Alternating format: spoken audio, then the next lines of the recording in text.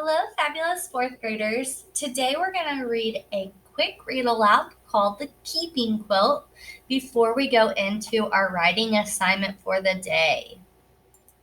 The Keeping Quilt by Patricia Polacco.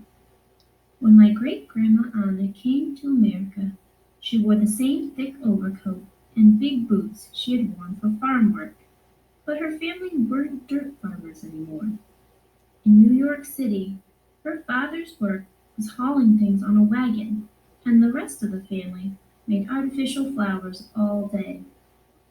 Everyone was in a hurry, and it was so crowded, not like back home in Russia.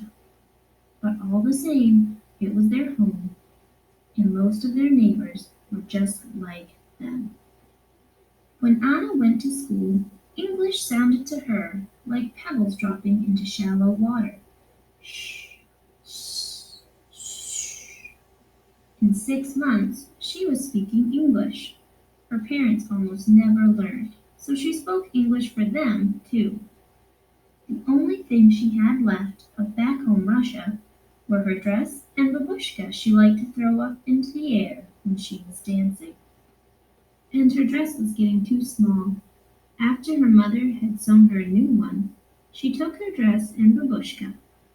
Then, from a basket of old clothes, she took Uncle Vladimir's shirt, Aunt Havla's night dress, and an apron of Aunt Natasha's.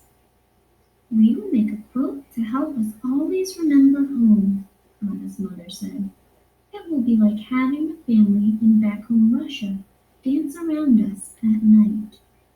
And so it was. Anna's mother invited all the neighborhood ladies. They cut out animals and flowers from the scraps of clothing. Anna kept the needles threaded and handed them to the ladies as they needed them. The border of the quilt was made of Anna's babushka. On Friday nights, Anna's mother would say the prayers that started the Sabbath. The family ate challah and chicken soup. The quilt was the tablecloth. Anna grew up and fell in love with great-grandpa Sasha. To show he wanted to be her husband, he gave Anna a gold coin, a dried flower, and a piece of rock salt, all tied into a linen handkerchief. The gold was for wealth, the flowers for love, and the salt so their lives would have flavor. She accepted the hanky, and they were engaged. Under the wedding chuppah, Anna and Sasha promised each other love and understanding. After the wedding, the men and women celebrated separately. When my grandma Carly was born, Anna wrapped her daughter in the quilt to welcome her warmly into the world. Carly was given a gift of gold, flour, salt, and bread. Gold so she would never know poverty, a flower so she would always know love, salt so her life would always have flavor, and bread so that she would never know hunger. Carly learned to keep the Sabbath and to cook and clean and do washing. "Married you'll be some day," Anna told Carly. And again the quilt became a wedding chuppah, this time for Carly's wedding to Grandpa George. Men and women celebrated together, but they still did not dance together. In Carly's wedding bouquet were a gold coin, bread, and salt. Carly and George moved to a farm in Michigan, and great-grandma Anna came to live with them.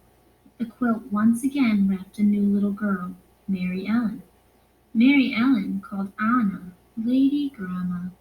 She had grown very old and was sick a lot of the time. The quilt kept her legs warm.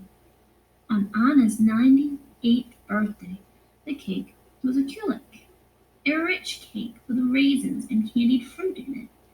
When great-grandma Anna died, prayers were said to lift her soul to heaven.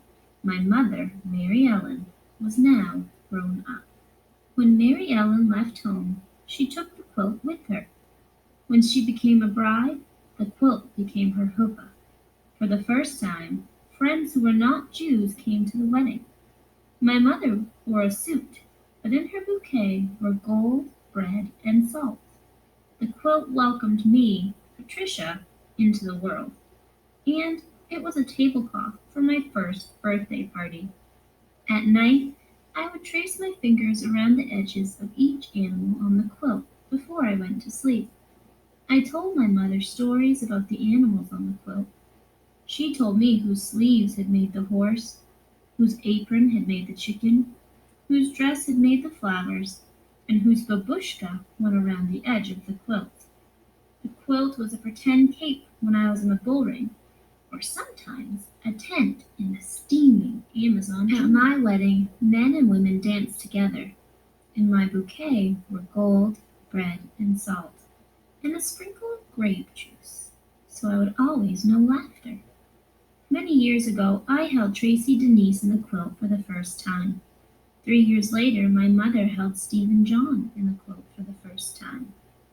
We were all so proud of Tracy's new baby brother. Just like their mother, grandmother, and great grandmother before them, they too used the quilt to celebrate birthdays and make superhero capes. As the years passed, Tracy and Stephen were growing up. Their grandmother took pleasure at every family gathering to tell the story of the quilt. We all knew whose clothes made each flower and animal. My mother was lucky enough to show the wonder of this quilt to my brother's grandchildren, her great grandchildren.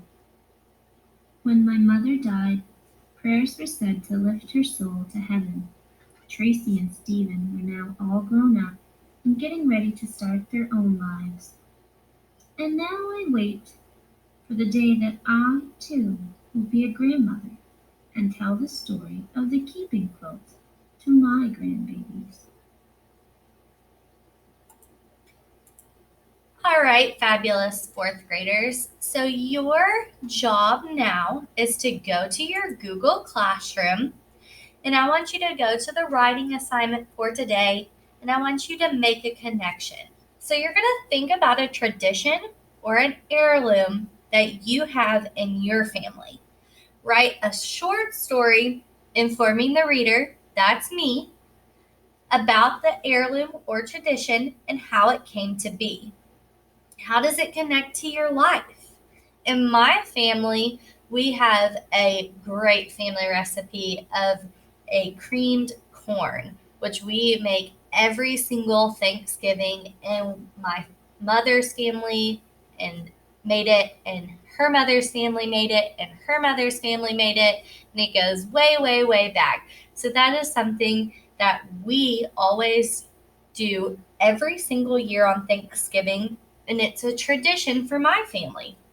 So I want you to think about your family and what traditions you have that maybe your grandparents did and their parents did, or maybe it's something like the quilt that you have passed down and somebody will pass down to you, and your mother got it passed down to her, your grandmother got it passed down to her. So just really think about something awesome. So make that connection to the keeping quilt. I want you to make sure you have 3 adjectives in your writing today. So making sure you have great details in there. And then check your capitals and punctuation before you turn your assignment in. All right, fabulous fourth graders, go start getting ready to write.